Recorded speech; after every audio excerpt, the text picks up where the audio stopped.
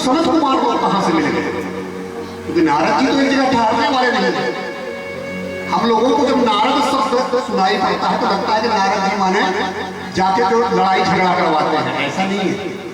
नारद ज्ञानम ददात इति नारद, जो ज्ञान प्राप्त कराते हैं। इसका प्रमाण आप कहीं सीरियल भी देखते होंगे, टीवी में कहीं भी, तो भगवान की बुराई करने वाले आपने देखा होगा, सुना होगा, कंस हो रावण। नारद की बुराई करने वाला आज तक आपने कहीं नहीं देखा होगा। नारद जी की बुराई करने वाला आज तक कहीं मिला ही नहीं होगा। उनकी राक्षसों से भी पटती है, भगवान जी से भी पटती है, उनकी सबसे पटती है।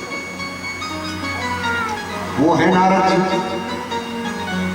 तो सौनक आदि ऋषि पूछते कि नारद जी की उनकी भेंट कहां हुई, तो बता रहे हैं कि एक बार नारद जी पृथ्वी लोक को सबसे अच्छा लोक समझ करके अनेकानेक तीर्थों में गए, और एक जगह क्या देखते हैं, एक तरुणी स्त्री जो है, जो तरुणी है, उसके 2 बच्चे हैं, वो बूढ़े हैं, और स्त्री जवान है। वो उनको देख करके रो रही है, जगा रही है, और वो जग नहीं रहे हैं। अनेकानेक स्त्रियां और साथ में हैं जो उनको पंखा कर रही हैं, हवा कर रही हैं, जल पात्र लेके खड़ी हुई है। नारद जी देखे, बोली ये दशा है, माँ जवान, बच्चे बूढ़े।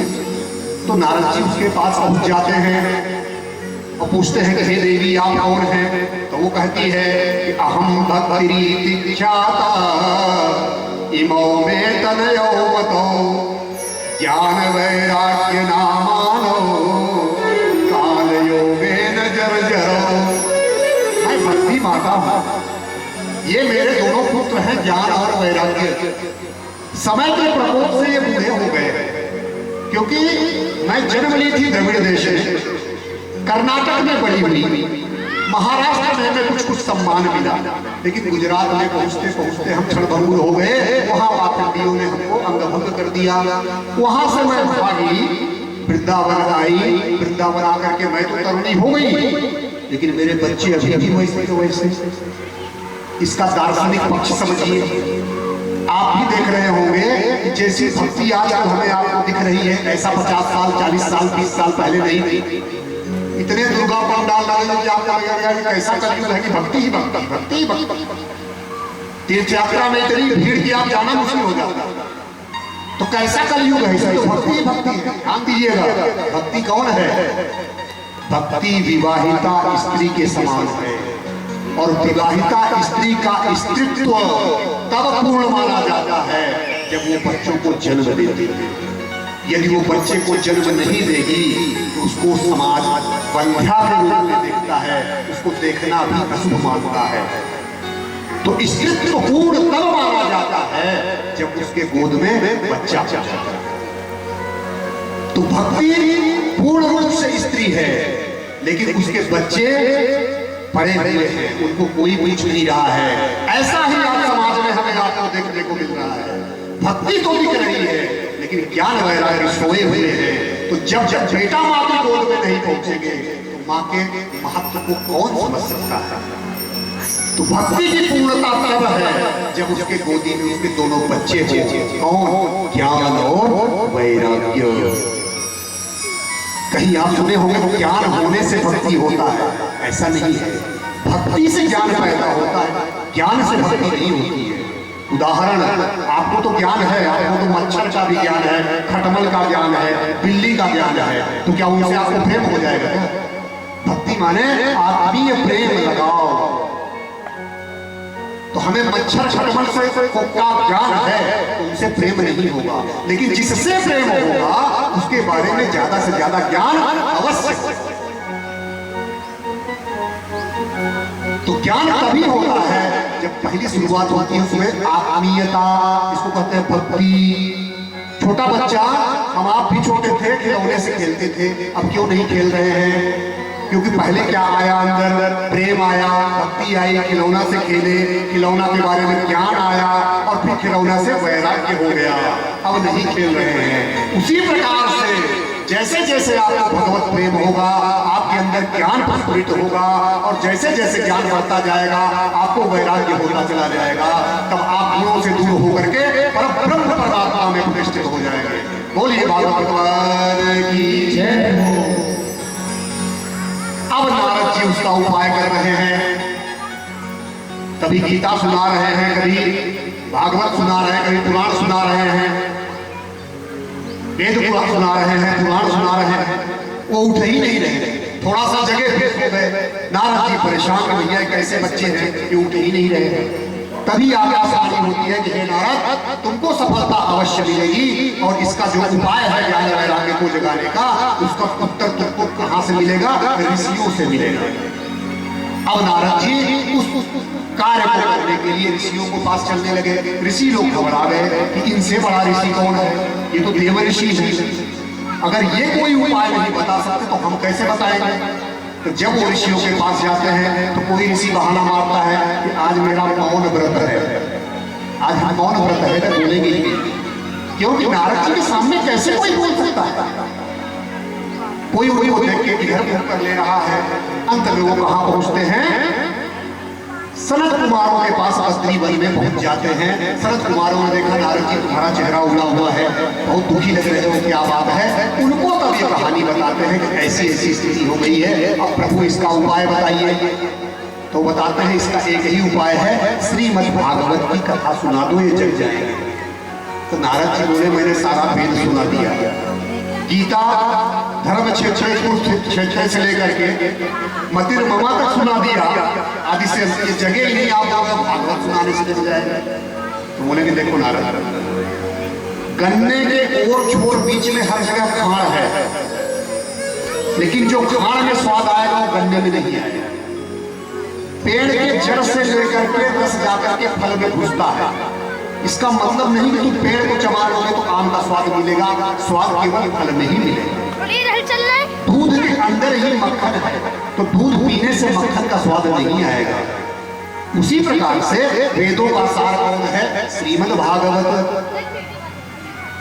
तो वेद सुनाने से भागवत का फल नहीं मिलेगा, ये वेद रूपी वृक्ष का पका हुआ फल है, इसलिए तुम इसको सुनाओ। अब उसको सुनाने के लिए संगतियां इकट्ठी होती हैं,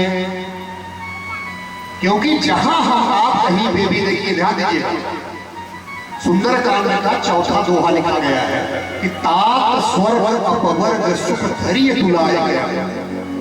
स्वर्ग का सारा सुख, अपवर्ग माने होता है जहां पे वर्ग न हो। जैसे यहाँ आप बैठे हैं, स्त्री वर्ग है, पुरुष वर्ग है, अलग अलग वर्ग, जहां वर्ग नहीं होता उसको बोलते हैं अपवर्ग। उस अपवर्ग के समस्त सुखों को, स्वर्ग के समस्त सुखों को एक निगाह में आप रख दीजिए। दूलनता ही सकल मिली जो सुख लव सत्संग। सबसे बड़ा सुख कहां मिलता है? सत्संग। जब सत्संग होता है तभी हमें आपको सुख मिलेगा। और इसीलिए गोस्वामी जी ने भी कहा है कि प्रथम भगति संतद कर संगा,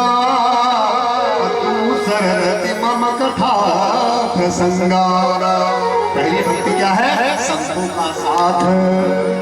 तो कहा गया कि संतन के संग लाग रे, संतन के संग लाग रे, तेरी अच्छी बनेगी। संतन के संग लाग रे, तेरी अच्छी बनेगी। संतन के संग लाग रे, तेरी अच्छी बनेगी। संतन के संग लाग रे, वो तेरी अच्छी बनेगी। अच्छी बनेगी तेरी बिगड़ी बनेगी, अच्छी बनेगी तेरी बिगड़ी बनेगी।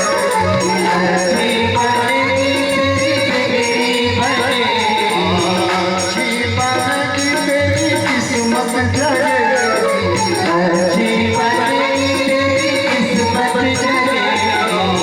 जाग सके तो जाग रे, तेरी अच्छी बनेगी। हो संतन के संग लाग रे, तेरी अच्छी बनेगी।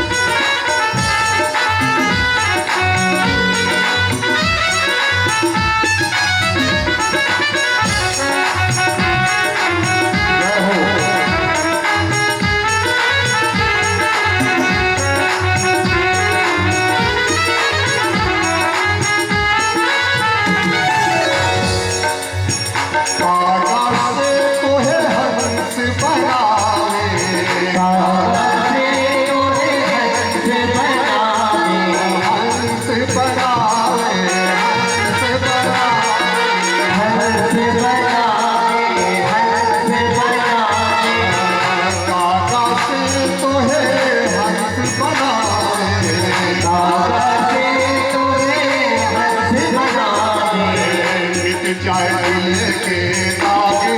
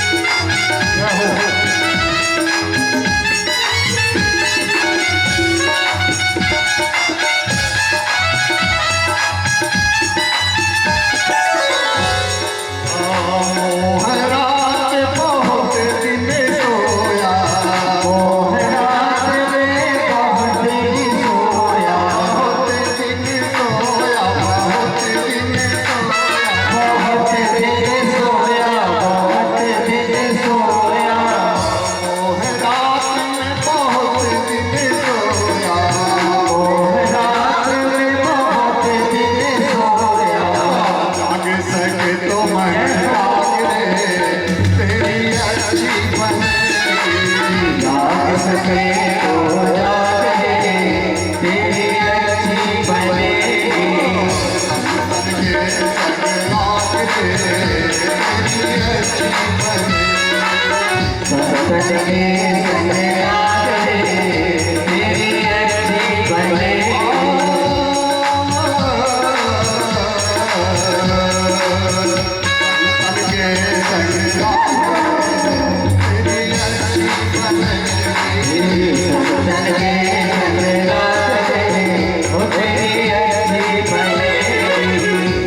तुमके संग लागे तेरी अच्छी बनेगी।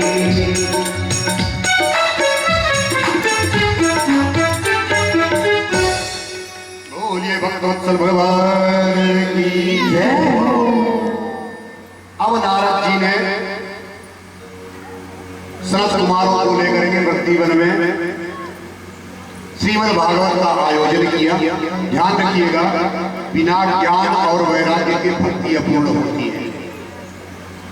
भक्ति आपको दिखेगी लेकिन आपको ये देखना है कि उसमें ज्ञान और वैराग्य है या नहीं, क्योंकि ज्ञान 4 प्रकार के होते हैं।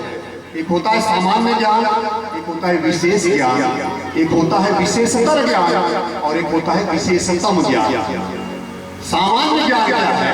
जिसके लिए कहीं कॉलेज विद्यालय जाने की जरूरत नहीं है। आहार सब पूर्ण लेगा, उसके लिए बताने की नहीं होती। निद्रा, भय, मैथुन, ये सामान्य ज्ञान है, इसके लिए कहीं विश्वविद्यालय की जरूरत नहीं। और विशेष ज्ञान वो है जिसका प्रमाण प्रत्यक्ष हमारे आपके सामने नहीं होता। और विशेषतम ज्ञान वो है जिसके लिए विशेष रूप से जो कवि बन जाए, जैसे हमारे पटेल साहब बैठे, ये विशेषतम ज्ञान की कवि है। ये प्रकृति प्रदत्त एक क्षमता होती है, कवि बनना, आचार्य बनना, संगीत सम्राट बनना, ये विशेषतम। और विशेषतर है कि जब हमारा ज्ञान परिपक्व हो करके विवेक बन जाए, ज्ञान परिपक्व हो करके जब जागृत तो होता है तो उस ज्ञान को बोलते हैं विवेक। और विवेक वह तेज तलवार है जो अज्ञान रूपी मोह और अहंकार को जड़ से काटती है। और विवेक कैसे आता है? बिना सत्संग के विवेक नहीं आएगा। बिनु सत्संग विवेक न होई, राम कृपा बिनु सुलभ कोई। होई विवेक मोह भ्रम भागा, तब रघुनाथ चरण अनुरागा। ये है विशेषतम। जब ज्ञान परिपक्व हुआ तो विवेक आया, विवेक आया तो संगति मिलेगी, तब भगवान श्री राम के चरणों में मन लगेगा। क्योंकि अज्ञान के ज्ञान के 4 प्रकार बताया, अज्ञान के भी जो कारण है वो 6 है। काम, क्रोध, मोह, लोभ, अहंकार और मत्सर। मत्सर बोलते हैं दूसरों की देख करके ईर्ष्या होना।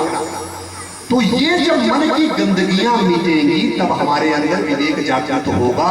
इसलिए संसार में आप नाव में चलते रहो, लेकिन नाव में अगर कहीं छेद हो करके पानी भरना शुरू हो जाए तो 4 बर्तन सदैव अपने पास रखना, पानी को बेचते रहना, नहीं तो नाव पे इतना पानी भर जाएगा कि वो आपको लेके डूब जाएगी। उन 4 बर्तनों का नाम है भगवान का नाम, रूप, गुण और लीला।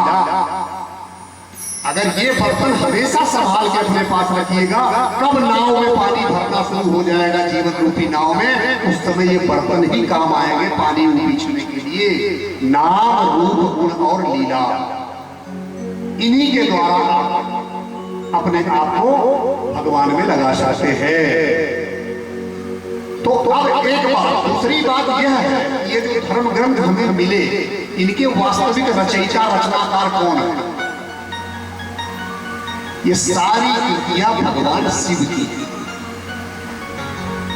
मेन उपादान कारण भगवान शिव हैं, निमित्त कारण कहीं वो वेद व्यास को बना रहे हैं, कहीं तुलसीदास को बना रहे हैं, कहीं वाल्मीकि जी को बना रहे हैं। ये शिव जी की कृपा से हमें आपको सारे ग्रंथ मिल रहे हैं। भगवान शिव का वंदन करना हमारे लिए इसलिए अनिवार्य है कि शिव की कृपा से ये ग्रंथ हमें मिले। आपको प्रमाण चाहिए, क्या प्रमाण है कि शिव जी इसके रचनाकार हैं?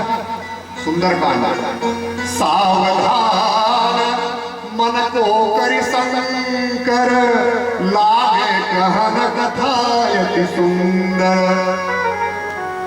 मन को सावधान करके भगवान शिव कथा कहने लगते हैं। उमा कहूं मैं अनुभव अपना, सतहरि भजन जगत सब सपना। सारी रचनाएं शिव जी की हैं।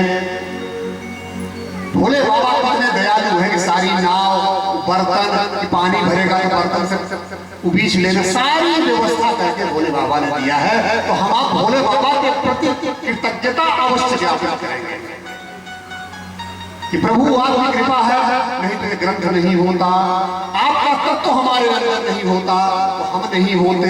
क्योंकि शिवत्व अगर हमारे आपके अंदर से निकल जाता है तो हमें सब बोला जाता है कि घर में सौ पड़ा हुआ है, अशुद्ध है, इसको हटाओ। तो अगर हमारे आपके शरीर से शिवत्व निकल गया तो हम 100 बन जाएंगे। आज हम अस्तित्व में हैं तो शिवत्व के वजह से है। तो भगवत भक्ति और भगवान के विशिष्ट, बोला ना ज्ञान 4 प्रकार के, विशेष, सामान्य, विशेषतर और विशेषतम।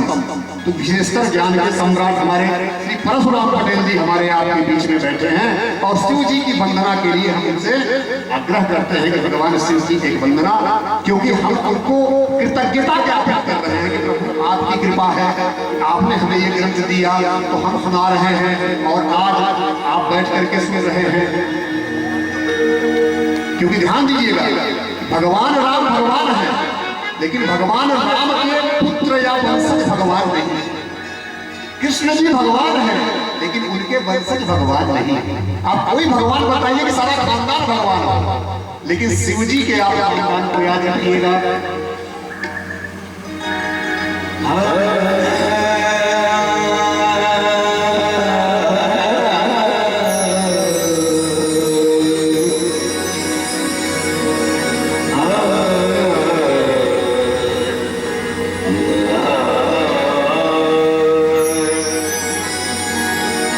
धन धन भोलेनाथ तुम्हारे कोई नहीं खजाने में,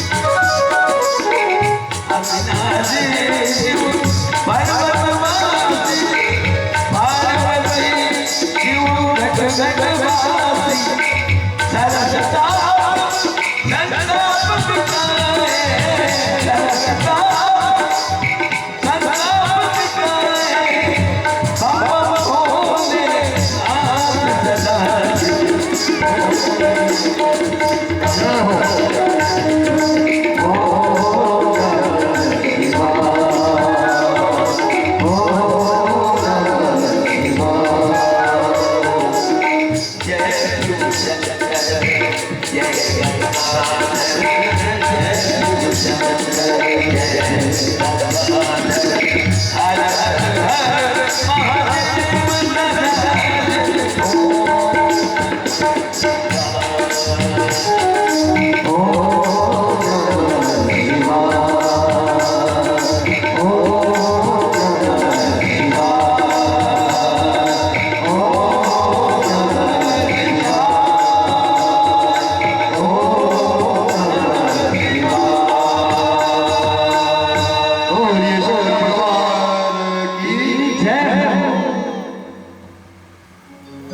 ऐसे हैं भोले बाबा।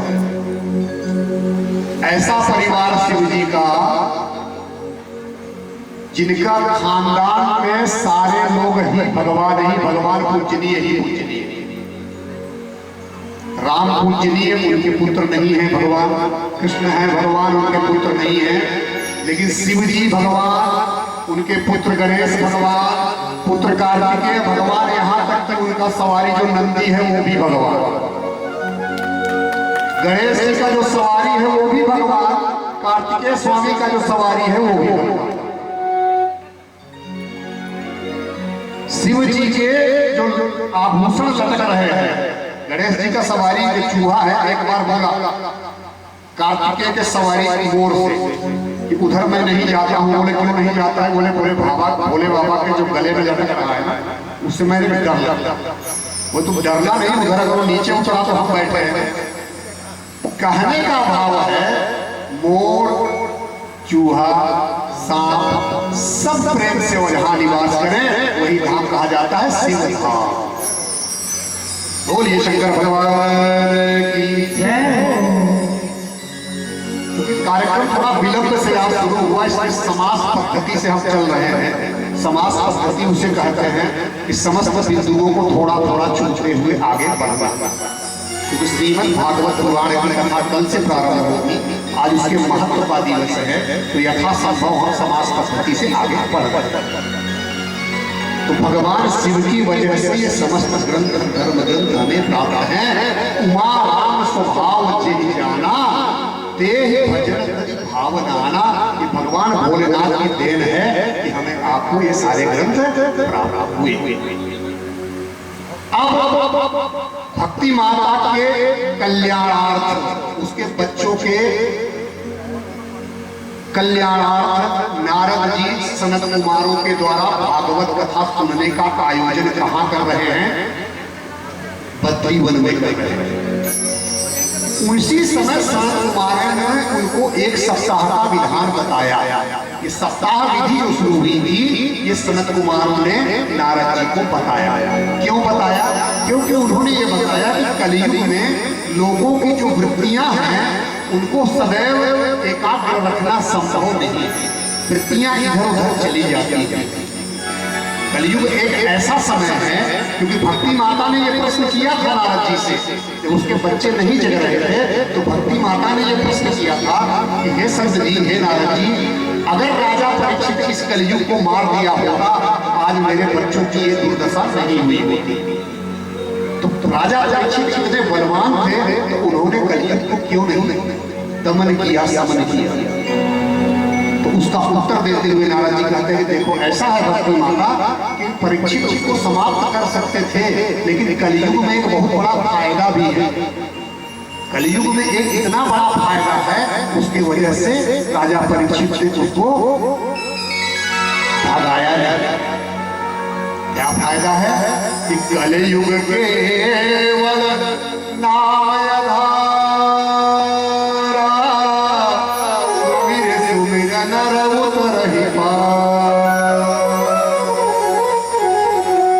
केवल भगवान का नाम लेने से ही व्यक्ति पार पा सकता है।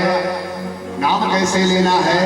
एकादशी व्रत की तरह है। एकादशी व्रत का मतलब क्या है? हमारे आपके शरीर में 5 कर्म इंद्रियां हैं, 5 ज्ञान इंद्रियां हैं, एक मन है। 5, 10 और 1 11। उन 11 को संयमित करना ही एकादशी व्रत है। और भगवान के नाम में हमारे अंदर शरीर में ऐसा रोमांच आना चाहिए, ऐसा रोमांच आना चाहिए, यदि अस्तुति एक धारा भी उनके चरणों में गिर गई तो हमारा पूजन और नाम लेना सफल है। कलयुग में नाम का महत्व है। जो पुण्य कृत युग में, सतयुग में तप से मिलता है, जो पुण्य त्रेता युग में पूजा से, यज्ञ से मिलता है, द्वापर में पूजा से मिलता है, वो फल कलयुग में केवल नाम लेने से। और भगवान जी ने इसलिए यह शासन दिया। तो नारद जी कहते हैं, सनत कुमार जी कहते हैं कि 7 दिन का विधान इसलिए बता रहा हूं कि कलयुग का प्राणी एक तो उसकी आयु कम होती है, उसकी वृत्तियां चंचल है। अब उसको बोलोगे 1 महीने की भागवत करो तो 1 महीने तक वो समस्त नियमों का पालन नहीं कर पाएगा। इसलिए उन्होंने 7 दिवसों का विधान बनाया।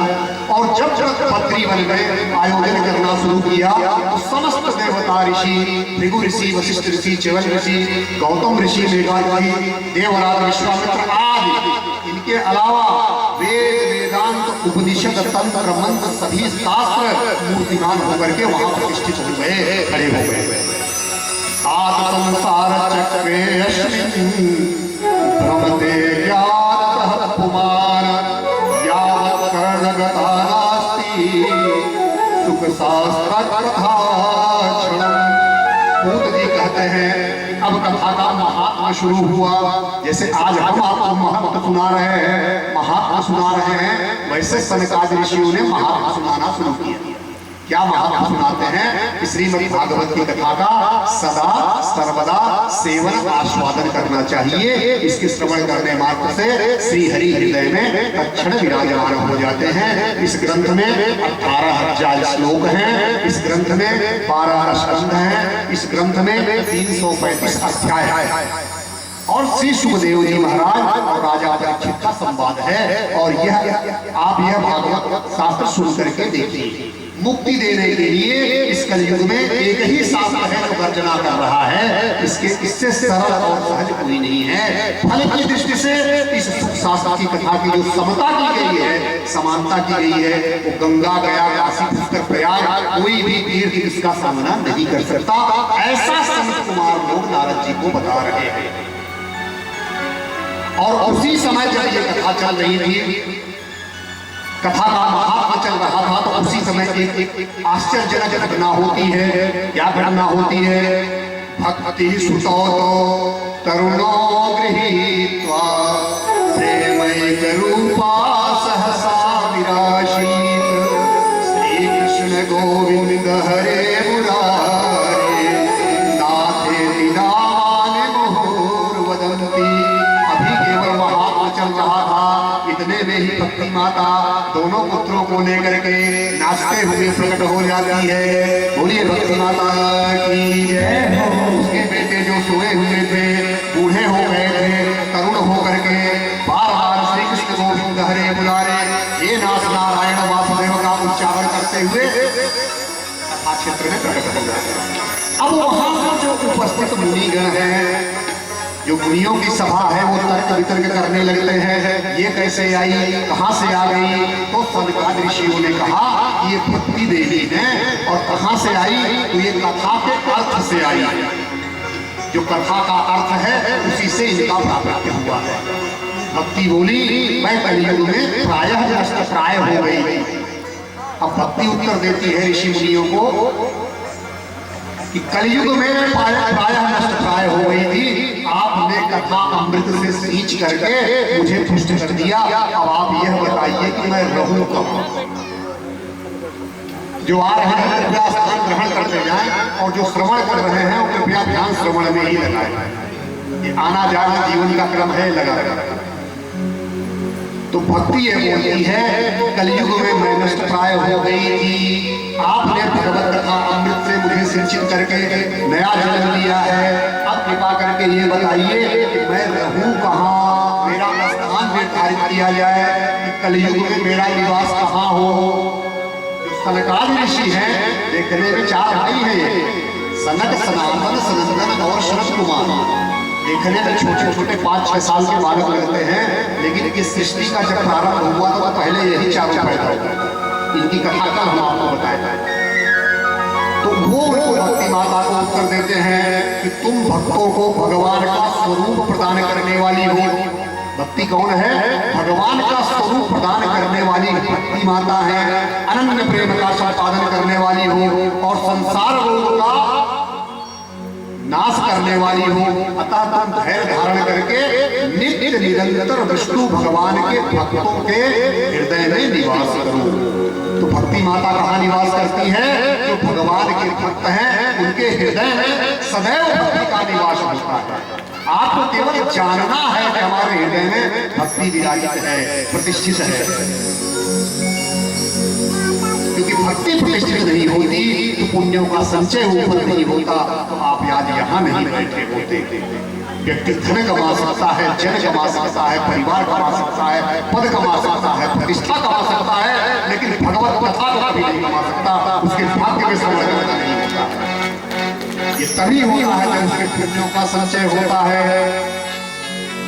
तो भक्ति तुरंत जाकर के भगवत भक्त हैं उनके हृदय में जाकर के विराजमान हो गई। भूलोक में यह भागवत साक्षात भगवान का विग्रह है।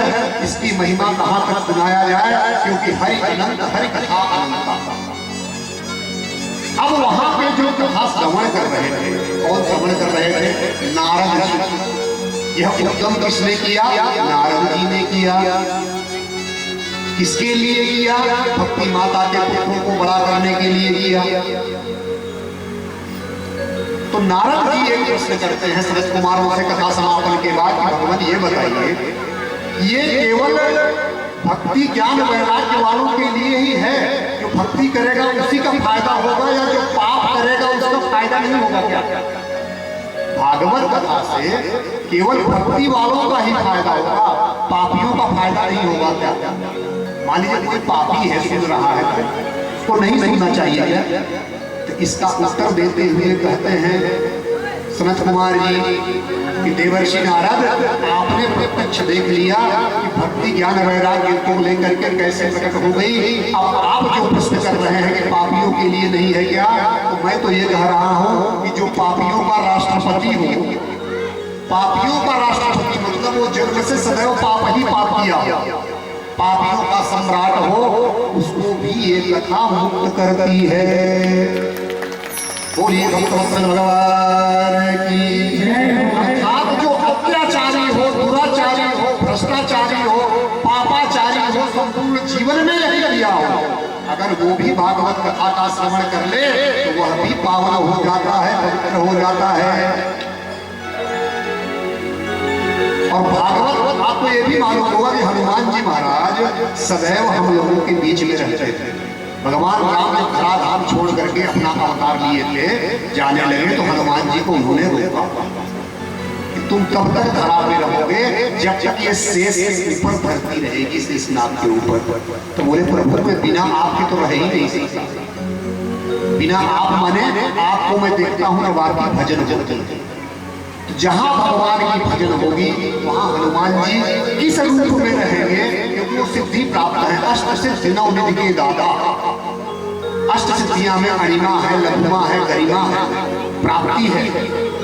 तो अणिमा माने जिसको अष्ट सिद्धि होती है, वो छोटा सा अणु की तरह ऐसा रूप बना देगा कि हमें आपको दिखाई नहीं पड़ेगा। गरिमा माने वैसा कनक भूधराकार शरीर ऐसा बना देगा कि धरती सहन नहीं कर पाएगी। तो हनुमान जी महाराज भी यहाँ आके प्रतिष्ठित किसी न किसी रूप में हैं, उनका भी वंदन करना अनिवार्य है। और हनुमान जी तब प्रसन्न होते हैं जब उनके प्रभु का कीर्तन होता है। शिव जी तब प्रसन्न होते हैं जब उनके प्रभु भगवान राम का कीर्तन होता है। तो 2 मिनट के लिए भगवान राम का कीर्तन करके फिर पापियों का उद्धार कैसे होता है भागवत से, इस कथा का हम श्रवण करेंगे। राम तुम बड़े दयालु हो, राम तुम बड़े दयालु, बड़े दयालु हो, प्रभु जी तुम बड़े दयालु, प्रभु जी तुम बड़े दयालु हो, राम तुम बड़े दयालु हो, राम तुम बड़े दयालु हो, राम तुम बड़े दयालु हो, राम तुम बड़े दयालु हो।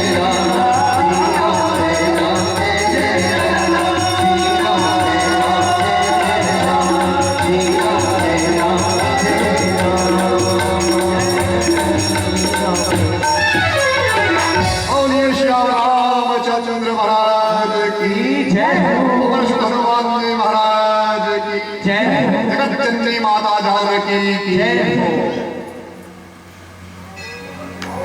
प्रकाशितः कोऽपि नवीन मार्गः।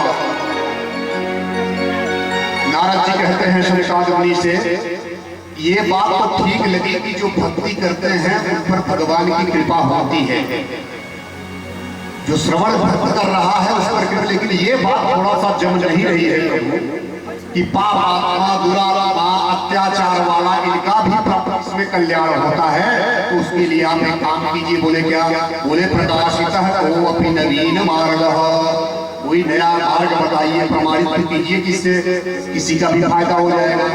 तो सनकाद मुनि ने नारद जी के सम्मुख वर्णन किया कि कौन कौन से लोग भागवत सप्ताह से यज्ञ से पवित्र होते हैं।